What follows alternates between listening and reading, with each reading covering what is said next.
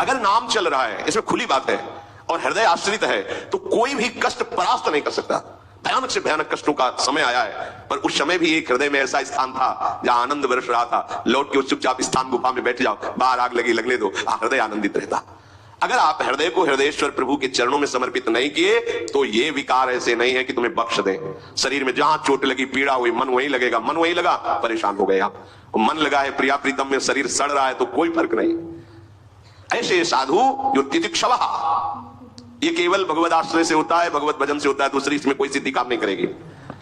ये सिद्धि आनी चाहिए, चाहे कोई गाली दे, अपमान दे, चाहे अब जो हो। अब तो हरि चिंतन छूटने वाला नहीं, लागे लगन छूटे नहीं, जीव चोच बर जाए, मीठो कहा अंगार में जो चकोर चबाए। चकोर आग खाता है, चकोर को कपूर दे नहीं खाएगा, वो आग खाता। क्यों? उसने सुन रखा है कि भगवान शंकर चिता की भस्म लगाते हैं, और चकोर को चंद्रमा से प्यार है, और चंद्रमा तक उसकी उड़ान नहीं है, पर प्यारे को प्राप्त करना है तो कैसे प्राप्त करें?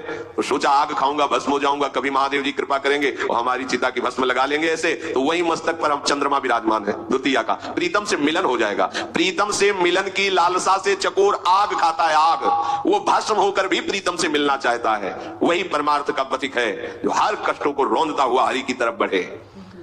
जो भगवत प्रेमी होते हैं वो लौकिक सुखों में अपने भजन के बल को नहीं लगाते हैं, लौकिक दुखों की निवृत्ति के लिए भजन बल का प्रयोग नहीं करते हैं, वो केवल भगवत प्राप्ति के लिए ही भजन करते हैं।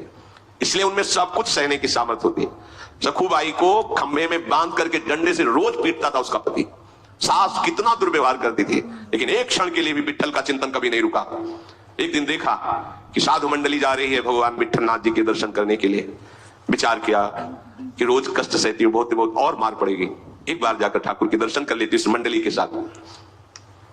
यही चली, किसी ने बता दिया, फिर पकड़ के पिटाई हुई, बांध दिया खंबे में, नहीं जाने दिया। कितना दुर्व्यवहार करते थे सखुबाई के साथ। वो कभी प्रभु से इसलिए नहीं रोई कि मुझे ऐसे परिवार में दे दिया आपने, नहीं।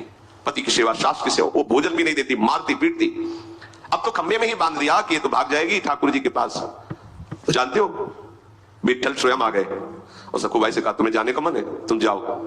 बोले फिर पकड़ लेंगे? बोले पकड़ेगी तब ना, जब सखु नहीं होंगी, मैं सखु बन के बंधता हूं, तुम जाओ। देखो सखुबाई बन करके आप बंध गए और भक्त को मुक्त कर दिया, जाओ। क्या है ये है साधुता। जरा सा कोई प्रतिकूल हो जाए तो कहते हैं हमारा भजन नहीं बनता क्योंकि परिवार के विरोध करते हैं। वहां तो रोज पिटाई होती थी, भजन छूटा। भागमती बाई, राजाओं का अधिकार था, कई रानी कर सकते हैं, तो नवीन रानी और दोनों में प्रीता, अब ये दूसरी रानी हो गई। और ये श्री नागरीदास जी महाराज जो बरसाने में रहते थे, उनसे सत्संग करती, तो प्रिया प्रीतम के चरणों में प्रीति, संयम से रहते हुए हर समय राधा राधा। उसको बहुत, विषयी पुरुष को बहुत बुरा लगता है। जो विषयी पुरुष होता है वो भक्तों को देखकर जलता है, स्वाभाविक द्वेष होता है उनका। भक्त किसी से द्रोह नहीं करते, पर जो विषयी और पापात्मा जन होते हैं, इनके हृदय में दाह पैदा होती है उनको देख के, और वो सोचते हैं ये मर जाए, ये नष्ट हो जाए, इनका किसी भी तरह अहित हो जाए, उनकी चेष्टा होती है। वो रोज पीटते और कैसा बर्ताव करते, रात्रि में उनके ऊपर शैया लगाते और उसके ऊपर नवीन रानी के साथ खिलवाड़ करते, ऊपर सैया, नीचे भागमती बाई, पिटाई, कैसा दुर्व्यवहार। एक दिन मन में आया कि अब जब जगतपति से प्यार हो गया तो अब क्या, छोड़ करके सब आ गई बरसाने में, लाडली जी की शरण में। महान परमहंस श्री नागरीदास जी की कृपा से लाडली का साक्षात्कार उनको। कैसा कष्ट सहा मीरा जी, कैसा कष्ट सहा रत्नावती जी का चरित्र, कैसा किसी भी महान भक्त का चरित्र। अगर आपके अंदर सहनशीलता नहीं है तो भगवत भक्ति कैसे कर पाएंगे आप? चार लोग प्रणाम कर दिए तो फूल गए, कुछ लोग निंदा कर दिए तो रोने लगे, ऐसा नहीं। भरी सभा में तुम्हारी निंदा हो तो भी तुम्हें मुस्कुराना पड़ेगा, क्योंकि तुम्हारे भगवान तुम्हें पुष्ट करना चाहते हैं। अगर तुम थोड़ी बातों में, तो फिर बहुत बड़ा हमारा युद्ध है, छोटा मोटा युद्ध है।